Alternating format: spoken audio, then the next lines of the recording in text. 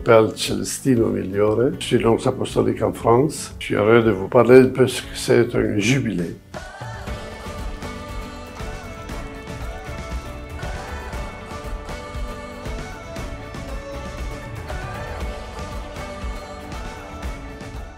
Bon, le nonce, c'est quelqu'un qui représente le Saint-Père dans un pays ou dans un groupe de pays. Et donc, il a une fonction, si on veut, politique, diplomatique. Il représente le pape auprès du président ou du chef d'État et du gouvernement. Mais le travail du nonce, c'est surtout le travail avec l'Église locale. Ça me plaît beaucoup de travailler avec aussi le gouvernement, la présidence, avec les ambassades, mais ça prend le 20% de mon travail.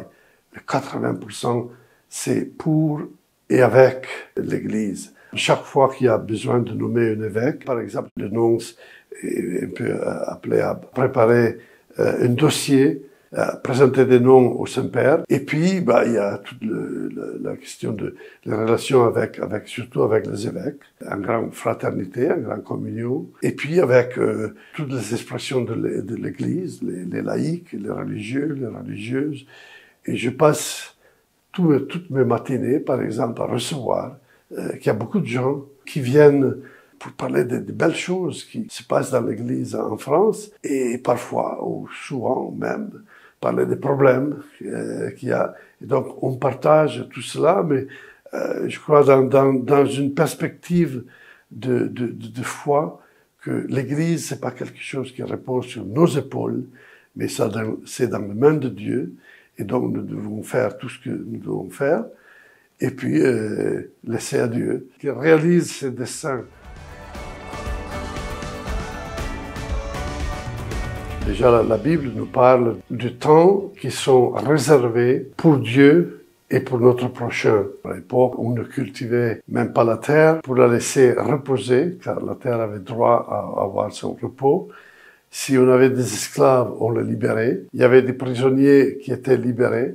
Donc c'était un peu le sens de réserver du temps, de nous donner à Dieu et donc de nous libérer et libérer les autres. Maintenant, l'Église, depuis quelque temps, fait des jubilés. Techniquement, un jubilé, c'est tous les 25 ans. Autrement, ce sont des anniversaires, pas des jubilés. En 2033, il y aura le jubilé de la mort de Jésus. Aujourd'hui, disons dans ces 18 mois, à commencer par aujourd'hui, on célèbre, on commémore le jubilé du 350e anniversaire des révélations à Marguerite Marie Alacoque. Et ce jubilé est très intéressant car c'est aussi un jubilé vraiment dans l'esprit des jubilés bibliques.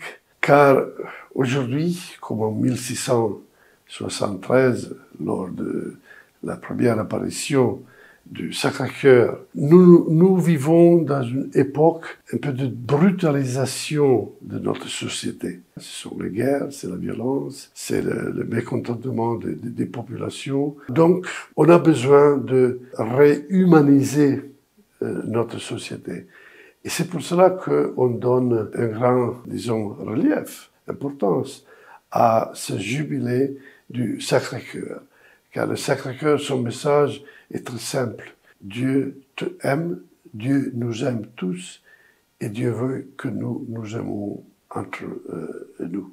Donc c'est vraiment très très simple. Mais c'est important, car aujourd'hui, l'amour n'est pas aimé. Et donc, il faut réapprendre à aimer et témoigner plutôt qu'en parler. Témoigner l'amour, afin que nous pouvons susciter une foule de personnes qui aiment et qui vainquent, disons, la haine, la violence par l'amour. Dans le temps de l'Ancien Testament, on lit tout le temps, par exemple, les psaumes qui disent « Entrons par la porte qui nous fait entrer dans le temple, dans le lieu sacré réservé à Dieu. » Donc ces portes sont comme une entrée dans le temple. Mais moi personnellement, j'ai une lecture un peu personnelle. Dieu n'a jamais trop aimé les temples. Dieu, quand le roi Salomon voulait bâtir un temple pour Dieu, Dieu lui a dit « Oh, je n'ai pas tellement... ne te préoccupe pas, car moi je suis le Dieu des personnes, pas le Dieu d'un lieu ou d'un temple. Je ne veux pas être renfermé dans un temple. Je suis présent dans les personnes. Je veux être reconnu dans les personnes. » Et voilà que le Nouveau Testament nous parle des personnes, de nous-mêmes, qui nous sommes le temple du Seigneur. Et donc, la porte pour entrer dans le temple, c'est la porte pour entrer dans une intimité avec Dieu, intimité avec Jésus, intimité avec l'Esprit Saint et la Trinité. Et donc, le jubilé a ce sens-là, d'entrer par la porte de l'intimité avec Dieu.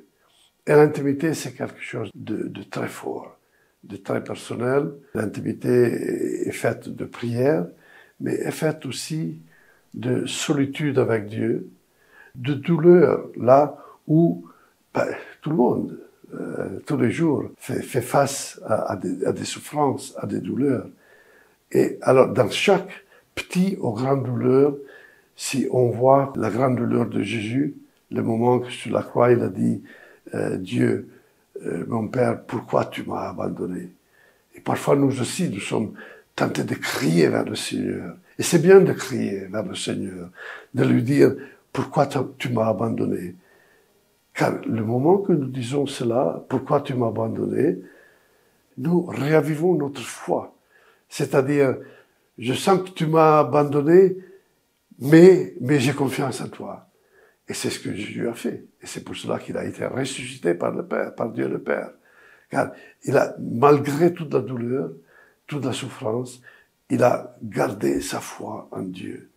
Et donc, c'est un peu cela, l'intimité avec Dieu, l'intimité dans laquelle la porte jubilaire nous aide à entrer. Franchir la porte jubilaire, c'est comme se rappeler qu'il faut redoubler notre effort de cette intimité avec Dieu. Il y a comme un supplément de grâce de Dieu. Quand je viens ici, je suis avec Dieu, avec la Vierge, avec le Sacré-Cœur, avec le Saint on vénère dans un sanctuaire. Et là, Dieu m'attend pour faire la vérité sur moi-même. C'est pas un sacrement, mais comme on dit, un sacramental, c'est-à-dire c'est un geste qui nous ouvre à la grâce de Dieu, pas comme l'Eucharistie, pas comme la confession, pas comme le baptême, qui nous donne la grâce de Dieu. Il peut sembler un peu une superstition, car si je vais à Paray-le-Monial, si je vais à Lourdes, si je touche ça, si je amène apporte des fleurs, ou si je allume une cierge, voilà, tout est résolu. Non, c'est pas de toucher quelque chose, de entrer, de franchir une seuil et dire maintenant Dieu va me bénir, maintenant je suis béni. Non, ça serait superstition. Mais venir à Paray-le-Monial, c'est important car Dieu touche notre cœur là où il nous attend. Et Dieu attend beaucoup de monde à Paray-le-Monial.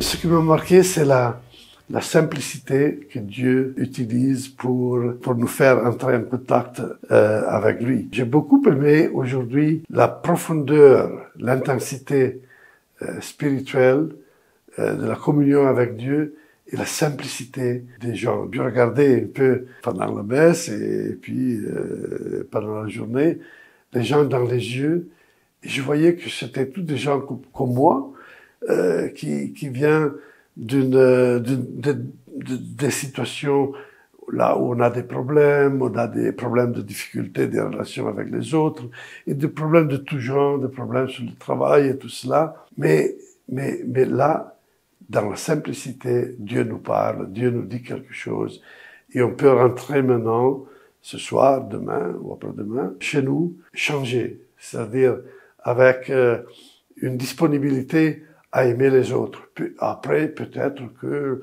même dans le train, quand je rentre à Paris, il y aura la tentation de juger quelqu'un, de ne pas saluer quelqu'un.